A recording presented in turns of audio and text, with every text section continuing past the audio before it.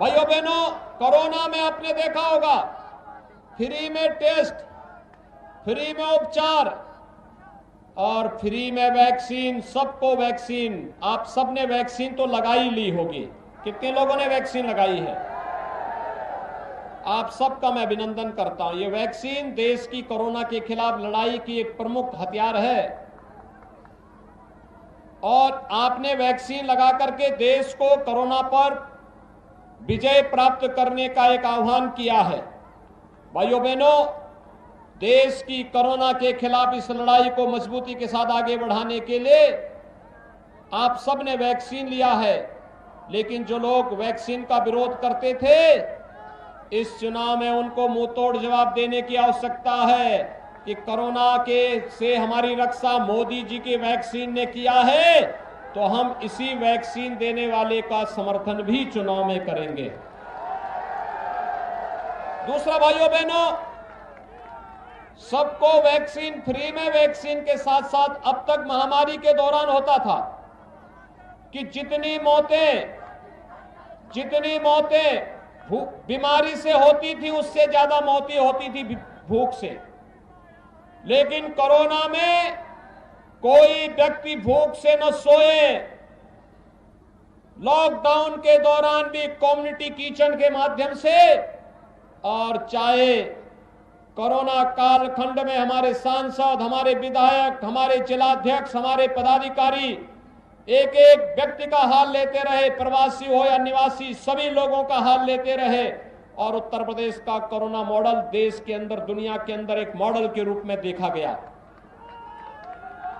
अगर हमने free vaccine, सबको वैक्सीन दी है, तो भाइयों बहनों, हर गरीब को महीने में 2 बार फ्री में राशन देने का काम भी किया है। याद करिए, 2017 के पहले यही राशन या तो सपा के लोग खा जाते थे, उनके गुर्गे खा जाते थे, या बहनची का हाथी डकार जाता था। बहनची के हाथी का पेट तो इतना बड़ा है कि पूरा उत्तर प्रदेश के गरीबों का राशन उसमें समा जाए तब भी उसका पेट नहीं भरता है। और इसलिए भाइयों बहनों, मैं आज आपका आह्वान करने के लिए इसीलिए आया हूं। पहले तो कोरोना कालखंड में यद्यपि मैं हालचाल लेने के लिए, कोरोना उपचार की व्यवस्था देखने के लिए आया था, लेकिन उस समय यहां पर श्री पुष्पेंद्र सिंह चंदेल और श्री युवराज सिंह के नेतृत्व में विकास की जो योजनाएं चल रही थी, उन योजनाओं को आगे बढ़ाने के लिए और पर्यटन विकास की योजनाएं कैसे चलनी चाहिए, यहां पे स्वामी रोटी राम जी महाराज की समाधि स्थली के सुंदरीकरण की कार्य योजना, उसका एक उदाहरण आपके सामने है। कोरोना ने हमारे जीवन की गति को थामने का प्रयास किया, लेकिन हम रुके नहीं, डिगे नहीं, लगातार काम करते रहे। कभी यहां पर सांसद और विधायक तो मौजूद थे ही, बाबूराम निषाद भी लगातार यहां पर चेयरमैन के रूप में काम करते रहे, आपके बीच में कार्य करते रहे। जिलाध्यक्ष भारतीय जनता पार्टी का संगठन लगातार कार्य करता रहा। लेकिन क्या सपा बसपा के नेता, कांग्रेस के नेता भी चुनाव के उस कोरोना के दौरान आए थे? क्या हालचाल लेने के लिए आए थे? आज उनसे पूछा जाना चाहिए। जो लोग विपत्ति के समय आपका सहयोगी नहीं बन सकते, क्या संकट का साथी ही सच्चा साथी होता है? शेष तो अवसरवादी होते हैं। और भाइयों बहनों, इन अवसरवादियों से बचने की आवश्यकता है। दूसरा, मुझे आपसे एक बात और कहनी है, और बात कहनी है 2017 के पहले आपके सामने सुरक्षा का एक संकट था। बेटियां स्कूल नहीं जा पाती थी, महिलाएं बाजार नहीं जा पाती थी। प्राकृतिक संसाधनों से भरपूर इस बुंदेलखंड के संसाधनों पर माफियाओं का कब्जा था। भू माफिया हावी थे, खनन माफिया हावी थे, वन माफिया हावी थे, और हर प्रकार का माफिया यहां हावी होकर के कैसे यहां की जिंदगी को तबाह कर रहा था। 2017 के बाद आपने इन माफियाओं को बर्बाद होते हुए देखा होगा।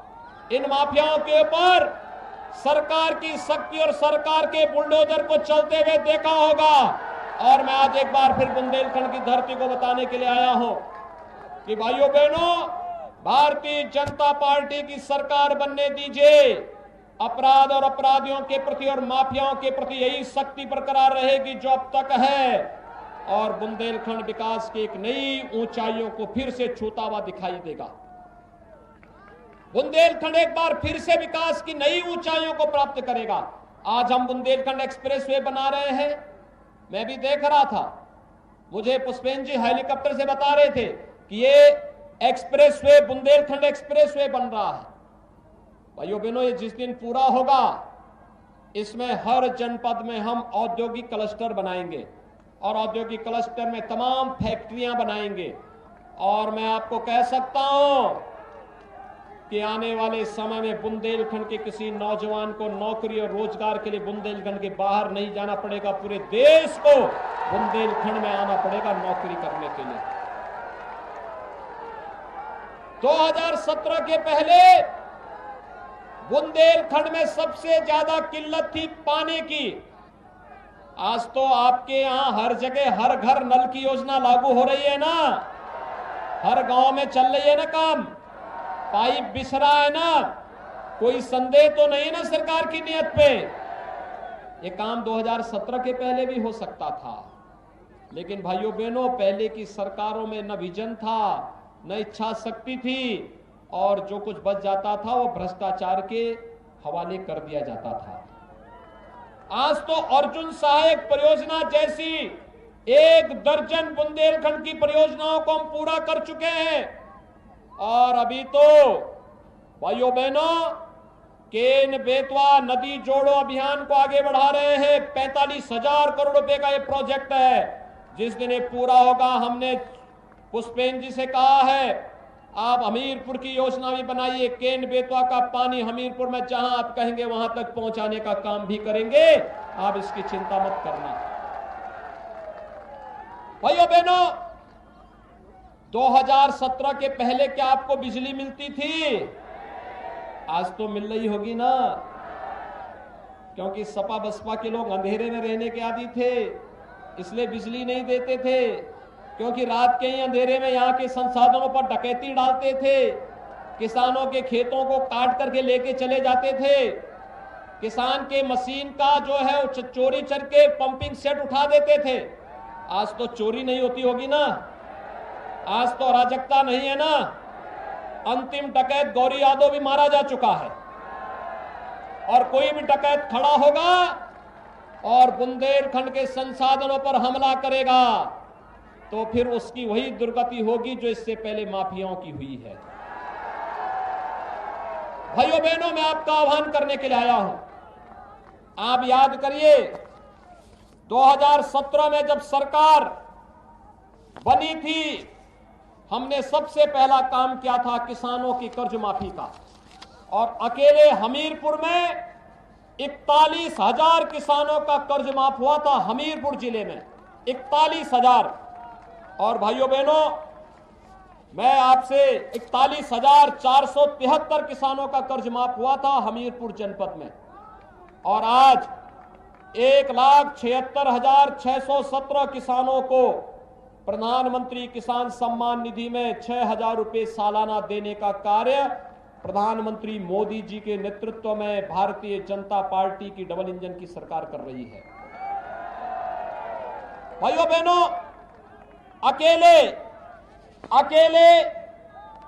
हमीरपुर जनपद में 15,000 गरीबों के लिए एक मकान दिया जा चुका है। समाजवादी पार्टी की सरकार में जीरो था, क्योंकि काम जीरो, गरीब को मिलने वाला हिस्सा भी जीरो, क्योंकि गरीब का ये मकान का पैसा, पेंशन का पैसा, ये सब ये हड़प जाते थे, इनके गुर्गे खा जाते थे।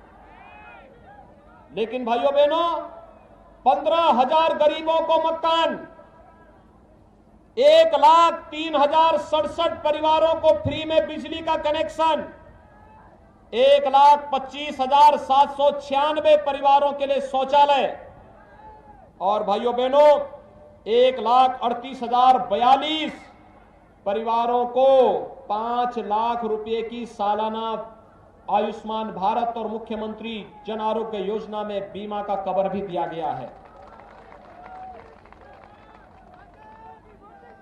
भाइयों बहनों, 10 लाख लोगों को हर महीने फ्री में 2 बार राशन देने का काम किया जा रहा है। मैं देख रहा था समाजवादी पार्टी के अध्यक्ष का बयान, कहते हैं सरकार आएगी तो हम भी प्रयास करेंगे। अरे जब सत्ता में थे तब तो सब गरीबों का राशन हड़प जाते थे। आज तो हम राशन 2 बार दे रहे हैं, दाल भी दे रहे हैं, तेल भी दे रहे हैं, रिफाइंड तेल दे रहे हैं, और भाइयों बहनों जिसमें कोई मिलावट नहीं हो सकती, पैक्ड है पैकेट, और भाइयों बहनों नमक भी दे रहे हैं। किसी को कोई समस्या होने ही न पाए, ये सारी व्यवस्था सरकार ने कर दी है और सरकार इस कार्यक्रम को लेकर के मजबूती के साथ आगे बढ़ रही है।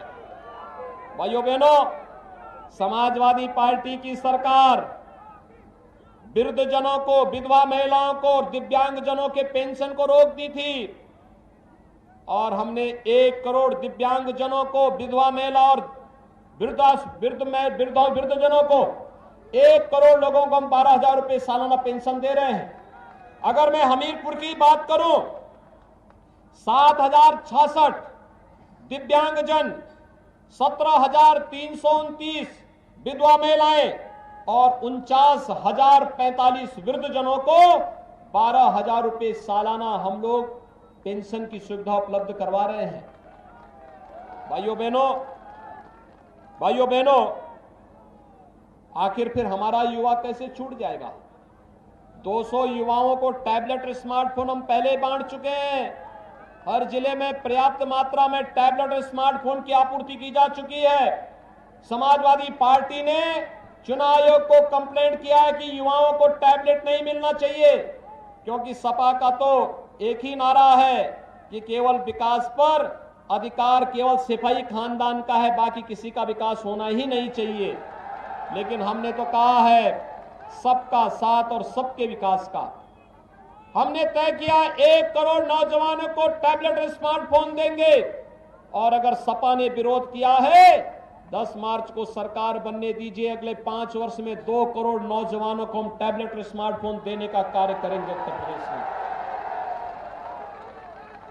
भाइयों बहनों, 10 मार्च को सरकार बनने के साथ ही हम आपसे ये भी कहना चाहेंगे, अब तो सरकार ने ये भी तय किया है कि साल में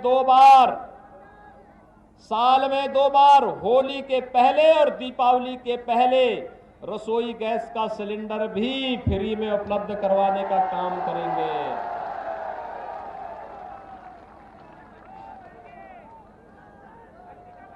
भाइयों बहनों, विकास, सुशासन, गरीब कल्याण, नौजवान का रोजगार, समाजवादी पार्टी हमीरपुर में, बांदा में, महोबा में उनके गुर्गे तमंचे के अवैध फैक्ट्री चलाते थे, यहां के नौजवानों के जीवन के साथ खिलवाड़ करते थे। भाइयों बहनों, हमने तो बुंदेलखंड में बुंदेलखंड एक्सप्रेस वे भी दे दिया है और डिफेंस कॉरिडोर भी दे दिया है। अब बुंदेलखंड का नौजवान जब यहां पर बनी हुई तोप पर बैठ करके पाकिस्तान की सीमा में गरजेगा तो दुश्मन के छक्के छूट जाएंगे। और इसीलिए मैं आपसे अपील करने के लिए आया हूं कि भाइयों बहनों, भारतीय जनता पार्टी ने अपने एक युवा कार्यकर्ता को, मनोज प्रजापति को अपना प्रत्याशी बनाकर के आपके बीच भेजा है। और मैं धन्यवाद दूंगा युवराज सिंह जी को कि वह भी आशीर्वाद देने के लिए यहां इस मंच पर आए। युवराज जी थोड़ा यहां आइए, दोनों लोग सामने खड़े हो जाओ। युवराज जी का सम्मान करेंगे हम लोग भी। मैं आज उनका अभिनंदन करता हूं, विशेष रूप से अभिनंदन करता हूं।